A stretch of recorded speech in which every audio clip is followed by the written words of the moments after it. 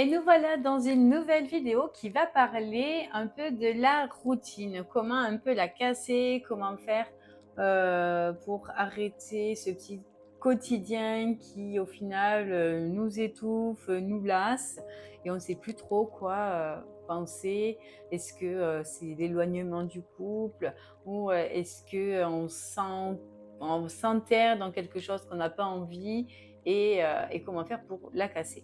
Alors, il y a la routine qui est bonne et il y a la routine qui est moins bonne. Donc, ce qui est moins bon, c'est quand il y a un manque de communication, quand au final, il y a toujours un qui fait les choses et pas l'autre, quand le week-end, au lieu de sortir, vous faites exactement la même chose que du lundi au vendredi pour les horaires de travail. Bon, pour ceux qui travaillent samedi, bon, vous n'avez pas vraiment de bol, mais c'est comme ça.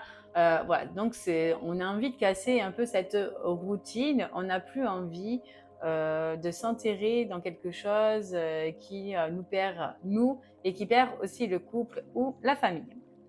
Alors, où je veux en venir pour casser cette routine?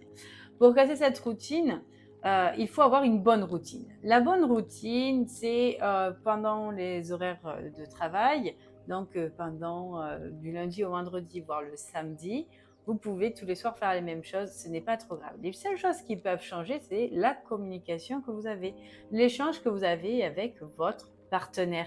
Parce que peut-être que les journées se ressemblent, mais cuisiner ensemble, ça ne se ressemble pas parce que ce n'est pas les mêmes recettes.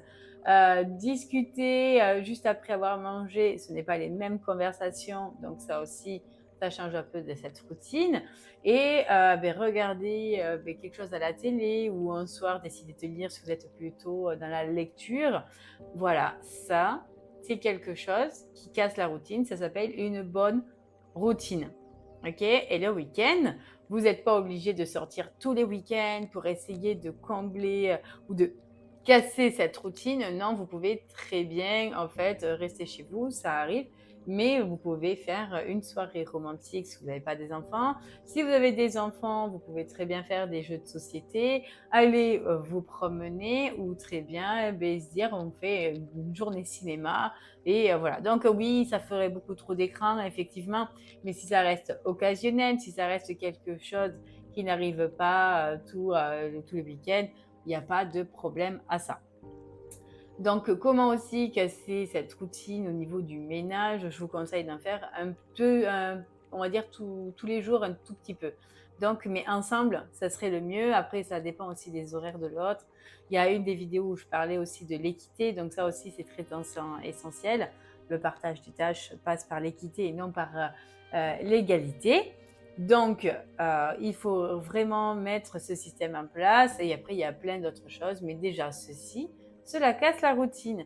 Donc, être en présence de l'autre, faire la sieste, on oublie, on essaye de la faire quand l'autre n'est pas là. Même si on est d'une grande fatigue, on peut demander à l'autre, bien évidemment, de sa disponibilité ou de se dire, voilà, donc là, on prend un temps pour soi, on se retrouve d'ici 1 heure, chacun va à ses occupations, et puis on se retrouve et on voit ce qu'on fait après. Comme ça, il n'y a pas de problème. C'est-à-dire qu'il y en a une personne qui peut aller faire une sieste. Il ne faut jamais que ça dépasse 90 minutes, c'est vraiment essentiel.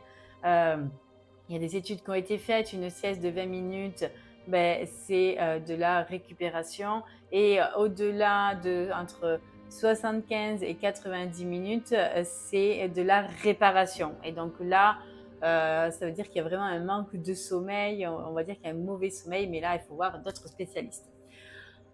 Pour continuer à vaquer à ses occupations, il faut se retrouver et partager des moments ensemble. Donc, s'il y en a un qui n'a jamais envie de sortir, forcez-vous parce que vous passez à côté de quelque chose. Si c'est pas quelque chose que vous appréciez, vous pouvez toujours en parler et essayer de trouver quelque chose à faire ensemble. Ce n'est pas grave. Donc, et voilà, c'est ça casser la routine, c'est ça créer de la complicité, c'est d'avoir des moments pour soi et des moments en commun. Mais il ne faut pas que ça dépasse trop un long moment parce que sinon, vous allez vous perdre. L'autre va se lasser, va s'agacer. Et si vraiment vous passez beaucoup de temps à dormir, à faire la sieste, à être sur votre téléphone, sachez que c'est chronophage et qu'au lieu en fait que votre couple soit soudé et qu'il relève tous les défis du quotidien, ben, au final, il va plutôt plonger dans la solitude parce que vous allez finir par vous séparer.